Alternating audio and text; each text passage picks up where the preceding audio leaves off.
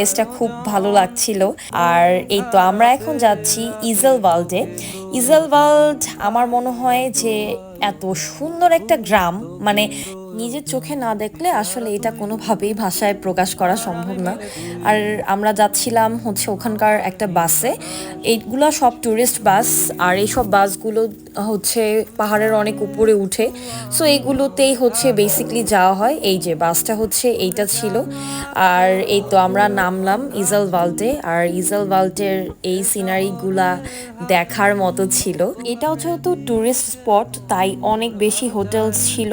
এগুলো বেসিকলি সব হোটেলসই, আর হোটেলগুলা দেখার মতো সুন্দর। এই তো এটা হচ্ছে একদম ইজেলওয়াল্ডের সাথে যে লেকটা, সেটা খুব সুন্দর একটা বড় লেক। চারপাশে হচ্ছে আল্পস পাহাড় এগুলো দিয়ে ভরা।